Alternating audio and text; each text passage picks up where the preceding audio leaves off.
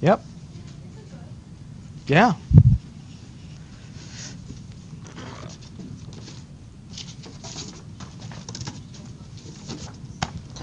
Yeah, I gotta get change.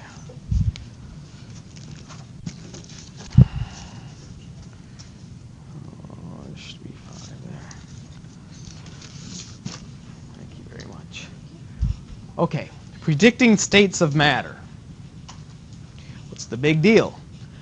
Well, I think it's pretty much works for all of science. I mean, we're trying to make our life nice and comfortable and clean and everyone's hunky-dory. And if you feel like you're controlling nature, man, it's great. We can't really control nature, but we can be really good at predicting what it's going to do. And that really fits in well with what's going on today. If you can predict what state a substance is going to be in at a certain pressure and temperature, or if you can predict how much energy it's going to take to convert this substance at this temperature to maybe a different state at a different temperature. And you can do all those predictions and nail them really, really well. So that's kind of in a nutshell, what we're talking about today. We have some different phases of matter, though. What are those different phases of matter? Vanessa? What are the different phases of matter? Yeah, those are the phase transitions for the different states, the different phases. There it is, solid, liquid, gas. Okay, if I wrote them in a list, solid, liquid, gas. And then I do a little scale. Energy. Should the arrow be pointing up or down? Randy. In other words, which one's at a higher energy state? A gas or a liquid? Where's Brandy? Which would be a higher energy state, a gas or a solid? A gas, yeah, because just imagine heating things up. Eventually they're all going to turn into a gas, right? So all of these are not at the same energy. Gas is the highest energy state. Monica Lopez, we have some phase transitions. Somebody mentioned one already. What's one of the phase transitions called? Freezing. Okay. Freezing is going from, everybody, solid to liquid. That's freezing. Okay. So do I put freezing? Oh, I want to put it, Mari, as an endothermic or an exothermic process, freezing, but what are these in the first place? What's the difference between an endothermic and an exothermic process? Exothermic is gives off energy, gives off heat. Exothermic. Endothermic absorbs it, takes it in. Right? Okay. So we have freezing, Jasmine, going from a solid to a liquid. Which case is that? Is that sucking in the energy, taking in the energy, or is it giving it off? Right, we're freezing. We're going. Oh no, what did we say? We freeze. That's melting. What did we say? What was the one we're supposed to be talking about? Was it freezing? Oh, sorry. Right? Freezing, going from a liquid to a solid. So would that be endo or exo? What do you think, Jasmine? What'd you guess? Yeah, is it giving off energy or is it absorbing it? Well, it's starting as a liquid. It's starting at this spot in the energy scale, and it's dropping down to here in the energy scale. So it's got to be giving it off, right? It's got to be exo, because it's jumping down the energy scale. So freezing we should put on the exothermic side. How about another one? Another phase transition, Albert? Melting. That's the one I had on before, right? Solid going to the liquid. Melting. Melting, everybody, would be Endo. It's going to suck up heat. Melting. What else do we have? Lauren? Another phase transition. Freezing, melting. Oh, there's evaporation. You could also call it boiling. You could also call it, starts with a V, vaporization. Right, there's a bunch of them. So we're going from liquid to gas, boiling. That would be endo or exo, Ramiro? Endo. That's going up. Takes energy to do it. Okay. There's one more that I don't think is too common. Victoria. It goes from... Oh, yeah, condensation is one. Yeah, we haven't talked about that one. Yeah. Condensation's a good one. But let's do this one first. Going from a solid to a gas. Starts with an S. Ooh. You hear? Sublimation. That is an endo or an exo, Maria? What's that? Endo, yeah. Going up the energy scale. Okay, now someone mentioned condensation. We forgot about that one. Okay, condensation. Ooh, that guy. He's going from what state to what state? Gas to a liquid, right? I guess you could go from gas to a solid, too. Depends how cold it is. But it doesn't say gas to... That's the most common one, right? The soda can gets wet on the picnic table. All that water is condensing onto it. That would be endo or exo?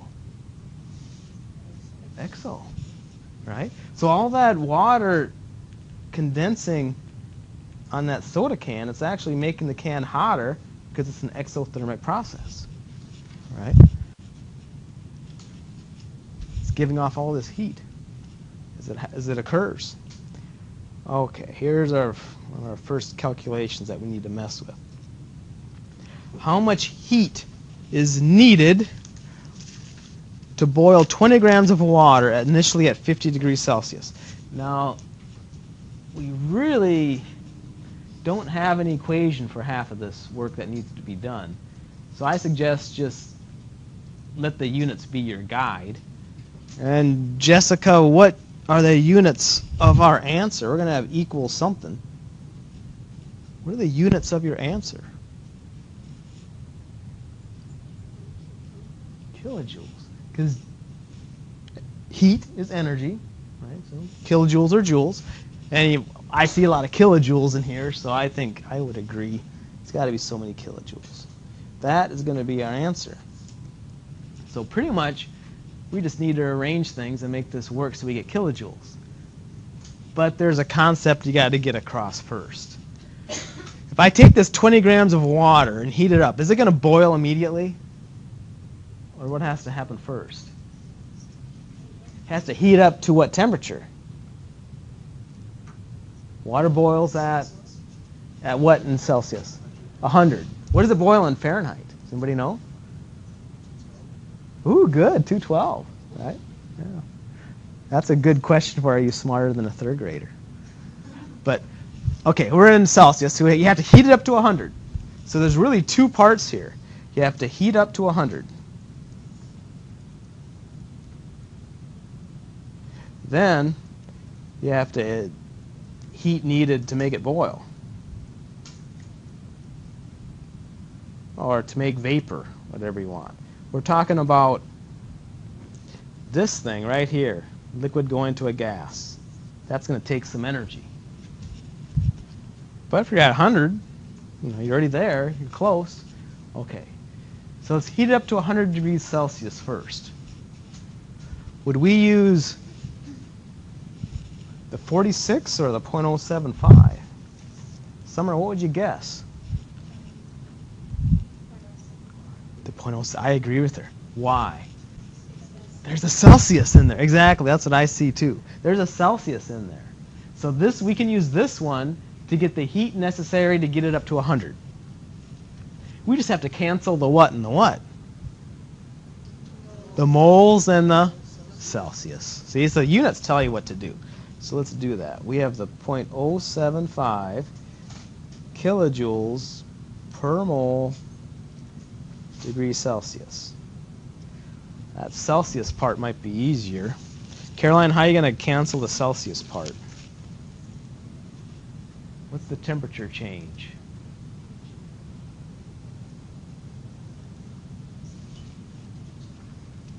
You have to end up at 100, but where are you starting out? 50. So it'd just be 100 minus 50. Yeah.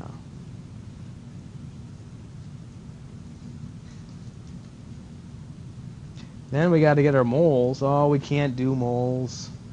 We're in grams.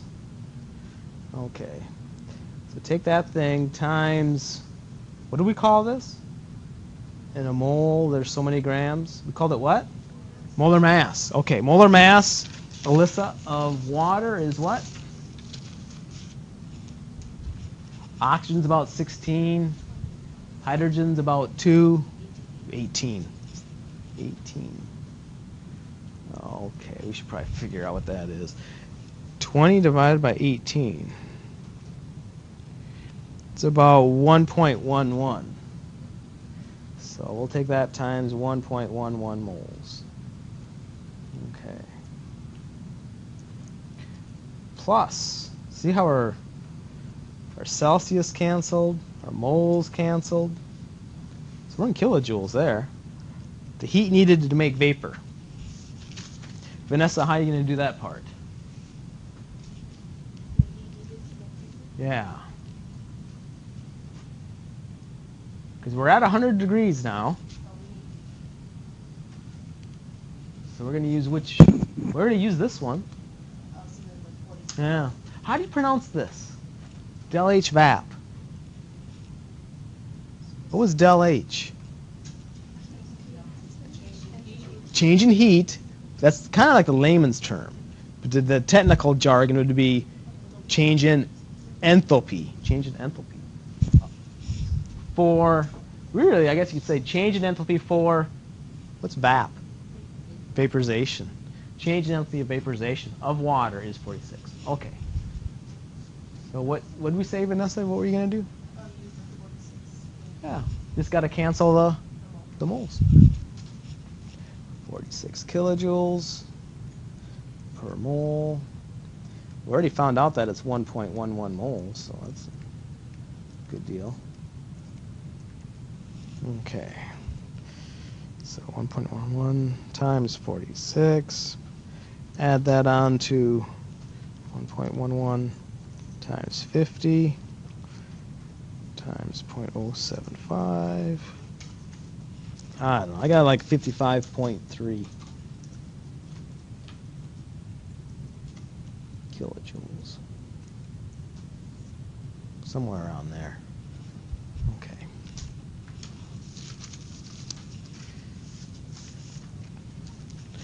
Okay. Now there's some homework that wants you to draw phase diagrams for substances. So we need to know how to draw phase diagrams is really what we're after. And it's a plot, Monica Lopez, of what versus what? Phase diagram. What's on the y-axis? What's on the x-axis? No, that's not even. That's just a whole new section, a whole new topic. They're moving on. In fact, what they're doing now is they're saying, okay, you pick a pressure and a temperature, I'll tell you whether you're a solid, liquid, or gas. That's the whole idea here. In fact, or you could say, hey, what's the boiling point of this substance? You could look at this phase diagram. What's the melting point? What's the freezing point? It gives you a lot of information like that. Everything that has to do with, is it a solid, liquid, or gas? But to do all that, does anybody know? What are the axes? Pressure and temperature, yes. Pressure and temperature.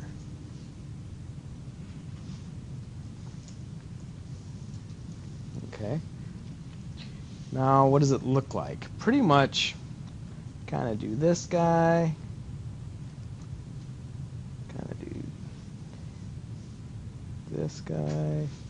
The exact shape really isn't that big a deal. But here's the key points. Okay. So where all three lines met, I drew a dot, and where this other guy curving up, I drew another dot. Where is, because we're going to have to know the names of those points.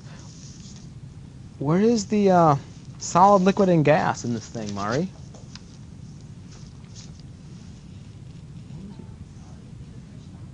Solid would be, I don't know, if we number them 1, 2, 3, would be what here?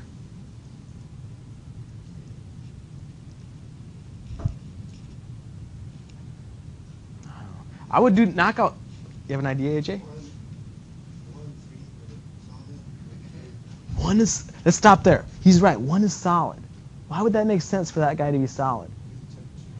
Temperature is super cold, right? You can't get any colder. He's going to be the coldest dude. And the pressure is kind of, you can crank it way up, right? You know, it's going to be a solid. He's right. This guy's solid. How about another one? 2 is liquid. That means this guy has to be gas. Okay. Gas, I guess, kind of makes sense because look how high you can crank the temperature. It's going to be gas. Okay. Then we need to know the names of these points that these dots that we drew. This guy is the critical temperature. And this one is the what point? There's the T. Triple. Triple meaning solid, liquid, and gas are all in equilibrium there. On the other lines, what's in equilibrium is just the border. For example, here you have solid gas being in equilibrium. Here you have liquid and gas equilibrium. Here you have solid and liquid in equilibrium. In other words, liquid and gas, that's boiling points. Solid and liquid, that's freezing points. So you can get freezing points and boiling points off of this. Okay. Critical temperature is a little more confusing. They never do this, but I think you should have a dashed line in there. Because anything beyond that dashed line, anything beyond that critical temperature is a higher or a lower temperature, if I go this way. Higher. Now, if you have a liquid and it has a certain temperature, what does temperature have to do with anything? You heat up a liquid, what are the little molecules doing different if you heat them up more? They could spread out, they could... Moving faster is what you want to think, exactly. They're moving faster. But they can't spread out too much, otherwise they're not going to be a liquid anymore. They have to be interacting. So, just moving around more. The point is once you go above a certain temperature, things are moving around so fast, there's no cohesive forces at all. They can't stick together at all. You can't have a liquid. It's impossible. So above that dashed line, no, you can't have a liquid. And that's just how life is. In fact, it's a whole new state up here. It's called a supercritical fluid, but I'm not going to have you worry about it. But it's the only way that we know how to decaffeinate coffee without screwing up the flavor, is we use supercritical carbon dioxide. But anyway, that's a whole other story. Okay, I think that's about all we need to talk about. Oh, there's one other thing. This line between solid and liquid. If you wanted to know what is the freezing point of water at this pressure, well, you just go across and come down. That's its freezing point. What is the boiling point of water at some temperature? Or sorry, what is the boiling point of water at some pressure? This pressure. Just go across to where the liquid and vapor are, right here, and then go down. That'd be its boiling point. So if you crank up the pressure, what happens to the boiling point? It also goes higher, right? Higher the pressure, higher the boiling point. Okay? If we talk about, they used to know, when I first put this together, I think last year, they thought they knew how ice skaters skate on ice. under the blade is kind of sharp, not really super sharp, but it's kind of sharp. And if you're standing on it, under that blade is going to be a really high what? Pressure, extremely high pressure. So what happens? If you're at a really high pressure, look what happens to the freezing point. It gets lower and lower and lower. I don't know, maybe it's 200 degrees below zero or something. I don't know if the pressure's high enough. That means it's not going to freeze until you get that cold. Well, heck, it's not that cold on the ice. It's like, I don't know, maybe 0 or 10 below or something. It's not very cold, right? In comparison to negative 200. So it's going to be a liquid under here. That's what they were thinking. They're thinking that this is such a high pressure under that blade that you're not skating on solid ice. You're skating on liquid water. And then once you go over it, then it just freezes up again. Okay. And now they're thinking, no, that's BS. They're thinking that water is really, really complicated and that there's actually a liquid layer on there somehow. I don't know how they're figuring all this out, but that's what they're thinking now. So if you want to answer the question, how do ice skaters skate on ice, I'd say probably nobody knows right now. So it's not very straightforward. Okay. The other thing I'd like to point out about this is I don't really care how you draw all these lines. The only one that's a big deal is this one, how he's going back. And the reason why he's going back, if he wasn't going back, I don't know if you realize this, it's weird, but if that line wasn't going back, life couldn't exist on this planet. And the reason why that line's going back is because, well, does ice float? Does solid water float on liquid water? It does, right? Okay. So for any substance where its solid form is less dense than its liquid form, in other words, the solid floats, it doesn't sink, it floats, the line's going to go back. What does that have to do with life on this planet? Well, you pretty much need to grow up in Minnesota or something to relate to this. You go ice fishing, whatever, right? Little, in a lake, it's starting to freeze, starting to get really, really cold, right? Little ice crystal forms. Is it going to go to the top, or is it going to go to the bottom? It's going to go to the top, because the solid is less dense. What if that line went the other way for water? That little ice particle is going to go where? It's going to go to the bottom. Well, it's just, right? The whole dang lake is going to freeze. Everything's going to freeze solid from the beginning of time. You know, if you believe in evolution, it ain't going to happen. At least it's not going to start from water anyway. So life would, if it could exist, according to our theories, it can't exist. Okay, it's another oddball thing. But water is so rare. Every single substance known to man, this line is pretty much going the other way. Solids sink in their liquid. Water's the oddball. Okay. So we'll practice some of those, but you want to have an idea how to draw phase diagrams. So know the axes are pressure and temperature. And you pretty much just sketch the guy out with the triple point and the critical point. And then you draw this little line between the solid and the liquid, right? Just depending, they have to tell you what the densities of the solid and the liquid are. Otherwise, you can't draw that little line. Okay? So if the density of the solid is bigger than that of the liquid, which it is for 99.999% of all the compounds in the world, that's going to be going the other way if it does for water. Okay. Vapor pressure curves. I suppose we should draw this again. Where is it? Well, we have pressure, we have temperature.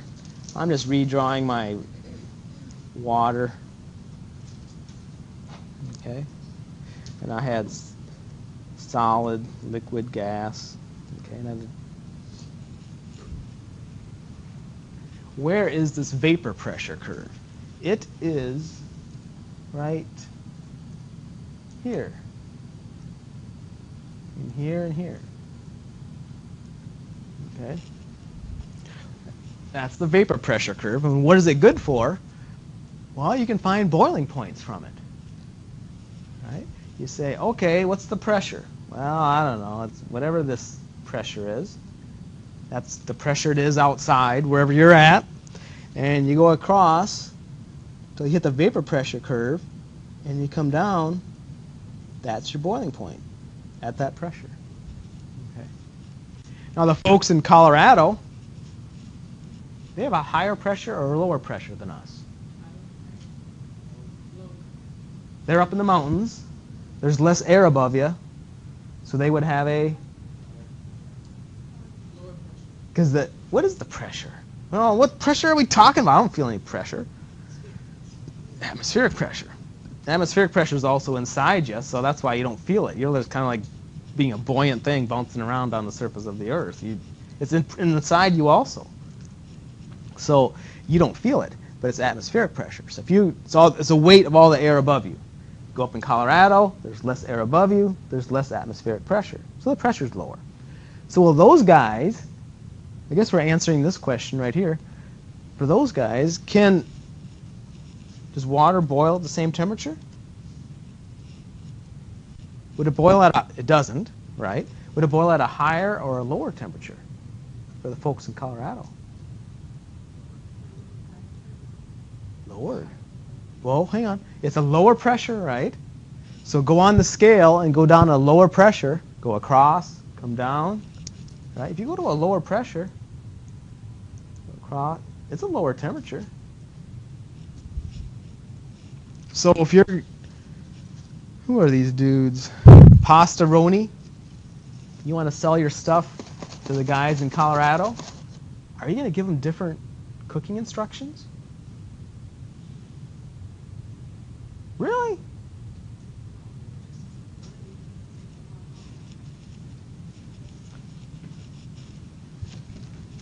What does that one say, Mari? Read it out loud. Which one, this one? Yeah. At high altitudes, increase water to 2 cups. They all do this, especially with pasta. At high altitudes, blah, blah, blah, blah, blah. Because they boil at a different temperature. Now, what this extra water does, what I'm thinking is that since there's more water, maybe it makes the pasta softer or something, right? Because you don't want to be sitting there boiling it forever to get this soft pasta. So maybe adding extra water helps. I don't know. But I think they'd add salt or something. You'd see why in a little bit, but salt's not good for you. So. Okay. So that's that. Now, let's go back up here. What is vapor pressure? Okay, I put some water in this flask, capped it all nice and tight. If I would leave it off, the whole thing would what over time? Evaporate, wouldn't have any left. So you cap it. So what the idea is you believe it will all evaporate, right? So that means you must believe that water is in a liquid phase and it's also in a gas phase, vapor phase. It has to be. You believe it. Okay? Cap it. Okay, now it's just nice and sealed. I don't know how long you'd have to wait. I don't think you have to wait too long. It's in equilibrium. The rate of evaporating is the same as the rate of condensing. It's exactly the same. But remember what was pressure? What was gas pressure? Molecules doing what? Moving around, just hitting the sides, hitting the everything, right? And the higher the pressure, the harder they're hitting, the more often.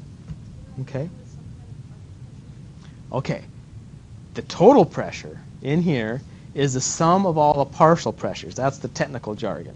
Because there's a whole lot of different gases in here. You've got water. You've got oxygen. You've got... Yeah, there's some carbon dioxide in there. A lot of nitrogen, like 70-some%. And that's pretty much all of them. But you've got a lot of gases in there. So you could talk about each individual gas giving a little partial pressure.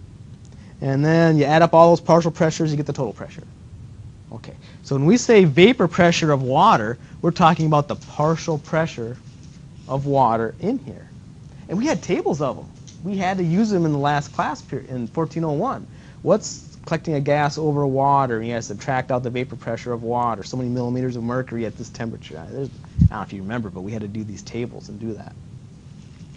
But now let's think about heating this up. What does vapor pressure have to do with boiling? I heat this guy up. would the amount of water molecules in the gas phase increase, decrease, or remain the same if I heat it up? Why increase? Why? You're right. They're moving faster. There's more energy to them. So more of them can go in that vapor phase. Exactly. Heat it up some more. Even more go in the vapor phase. Right?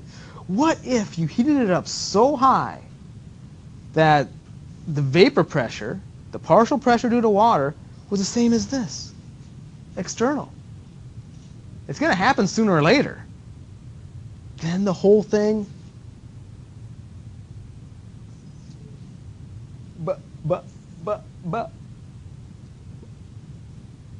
boils. The whole thing turns into a vapor. That's what boiling is. Everything turning into a vapor at the same time. That's boiling. Boiling doesn't happen here or there. It happens the whole solution. The whole thing wants to turn into a vapor. So once that vapor pressure equals external pressure, the whole thing boils. That's why they call this a vapor pressure curve. I like the idea of calling it a boiling point curve because it's just more applicable. But the point is, when vapor pressure equals external pressure, it boils. So it's the same thing. Whether you call it a vapor pressure curve or a boiling point curve, it's the exact same thing. Because you keep heating a liquid up, its vapor pressure keeps increasing, and it's not going to boil until the vapor pressure equals the external pressure. So whatever this external pressure is, we go across and go down and read it. So it works. Okay. And how can you increase vapor pressure? By increasing the temperature. Okay. That's about it. Oh, let's see if this makes sense to you. Jasmine. Okay. Well, this water boils, it's 1 atmosphere here. So this water boils at what temperature? What do we say? 100 degrees Celsius. Okay. I'm going to dump it all out until there's 1 drop in there. Now, AJ, where's that going to boil at? That 1 little drop. Still the same thing. Because it doesn't matter amount. It just matters on vapor pressure. It just matters on the external pressure. If you want to change the boiling point of that little drop of liquid, you have to change the external pressure. And that's exactly what the phase diagram says. If you want to change the boiling point, if you want to change this guy, you have to change this guy. Okay. Let's see if we can draw a phase diagram. See, it says sketch a rough phase diagram. Okay. Let's go ahead and do that. We need our axes, which were supposed to be what and what again? Pressure and temperature.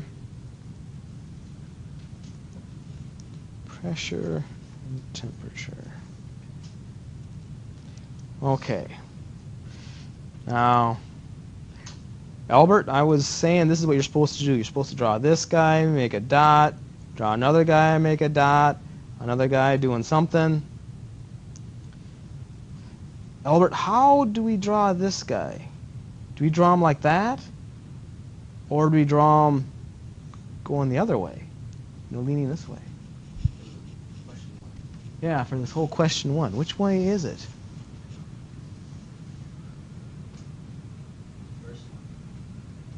The one going back? Yeah. Now, if you pick this one, you're picking the one that's like water.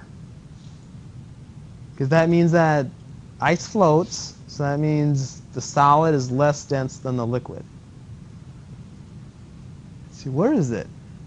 Oh, there it is, way up here. Solid, you're supposed to look at solid as this, liquid as this. Which one is more dense? The solid is more dense. So that means this guy's solid is going to sink or float. It's going to sink. Opposite of water. So it has to be going that one. Yep. So we've got the wrong one on there.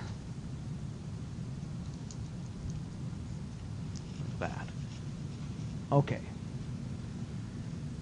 Oh, we're supposed to put down triple point is negative 7.3 and 44. So all you do, see that? Triple point, negative 7.3 and 44.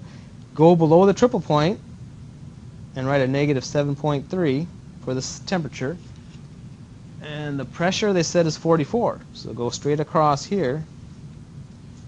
He's 44. And what else? They said the critical point, didn't they? Yeah, there's the critical. Critical, 315 and 102. So go straight down. 315 and 102 straight across. What else could we put in there?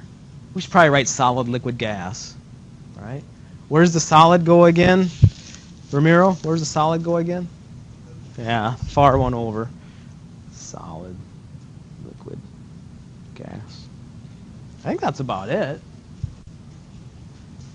Okay.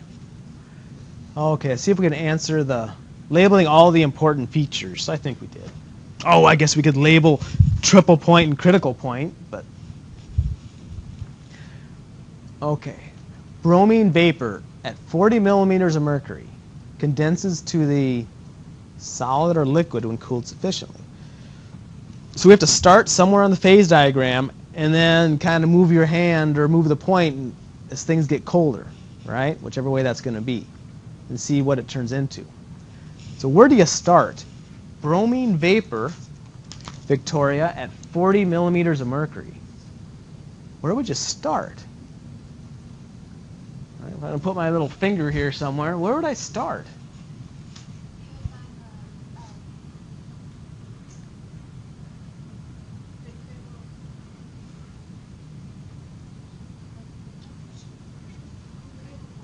Well, critical point's right here, but you want to be at 40 millimeters of mercury. Where is that at? That's pressure, right? Now that dot is what pressure? The triple point is 44. So you have to be below that dot somewhere, right? Now, if I'm below that dot, am I supposed to, now this is also below the dot, am I supposed to be in what state starting out? A gas, bromine vapor at 40. So find 40. It's got to be somewhere down here somewhere. But you can't be in here. You have to be in here somewhere. So anywhere along, I don't know, how could you draw that in? Pretty much anywhere along this, right? Going on forever and ever and ever. You have to be a gas. That's why it stops at the line. Okay, it has to be a vapor. Cooled sufficiently. So put your hand somewhere on this line. Let's pick it. I want to make things colder. Do I go to the right, left, or up or down, or what? To the left. Yeah, to the left. Make it colder. Okay, so I'm going to turn into a solid. Yeah, I'm going to turn into a solid. Bromine vapor at 400 millimeters of mercury. So do the same thing now. Find bromine vapor, but now you're at 400 millimeters of mercury. You're going to cool it again. What state do you turn into?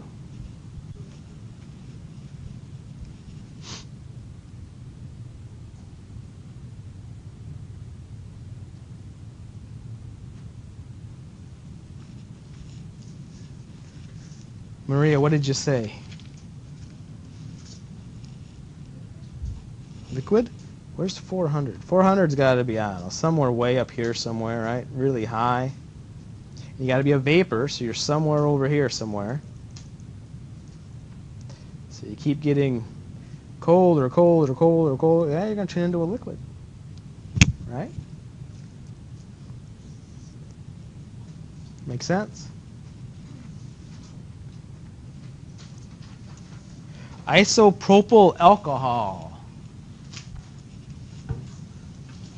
That's rubbing alcohol, same thing. It cools by evaporation. How much heat is absorbed by the alcohol if 2.25 grams evaporates? The heat of vaporization of isopropyl alcohol is 41.2 kilojoules per mole. Okay, Summer, you have a game plan for this? It's asking for heat. Don't know? Keep going, AJ. No, it's good stuff there. It's asking for heat. But I will definitely have an equals kilojoules.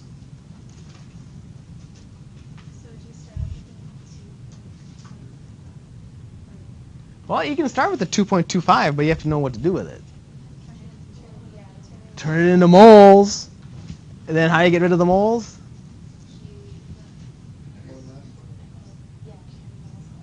Yeah, we'll use molar mass to get the grams into moles. Yeah, this guy, right? But don't flip the 42.1 because then your moles won't cancel. So let's see if we can get the molar mass. Let's see if we can get it into moles. Maybe just do 2 steps. It might be easier to see. Times how many grams in a mole? Oh my goodness. How many C's are here? Let's write it in a way that's easier to see. How many carbons are there? 3, right? How many H's? 3. You count 8? I count 8. And how many O's? Just 1. So we need to add up 3 carbons, 8 hydrogens, and an oxygen. So 3 times 12 is about 36, plus 8 is like 44, and a 16 is 54, 60? 60. Okay. Oh, that's good enough. Let's stop there. 2.25 divided by 60. About 0.0375 moles. And then, like AJ or somebody said, you want kilojoules, so use this guy. But don't flip him, because the kilojoules is already on top, so leave him alone. All right? Just take our 0.0375 moles, so our moles will cancel.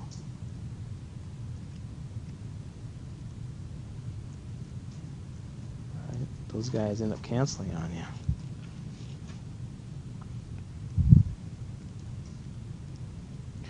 Around 1.5, 1.6 or so kilojoules. Okay.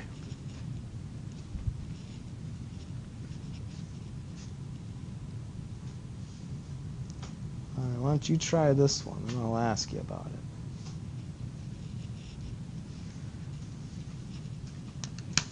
So they give you this compound Z. They tell you the triple point and the critical point, and then they're going to do some funky stuff and ask you about it. So give it a shot.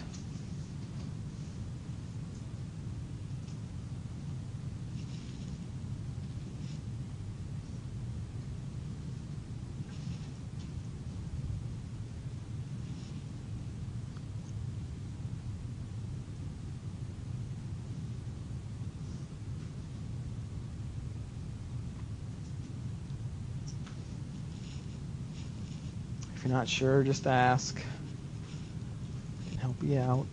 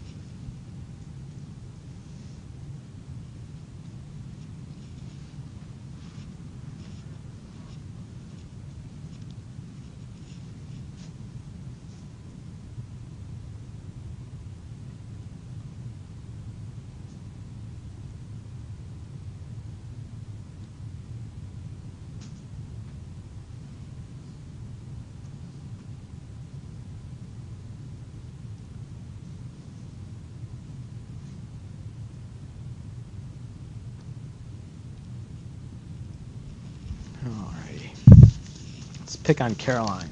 Caroline, how'd you answer part A?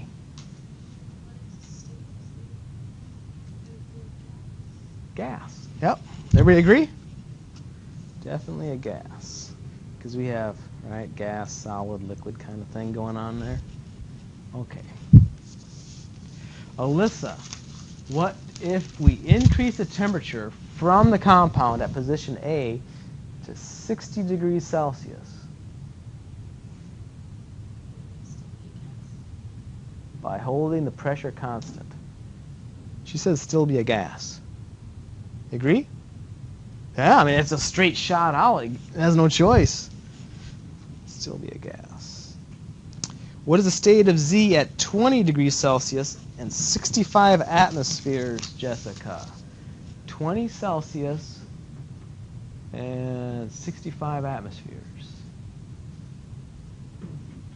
What would you say it is?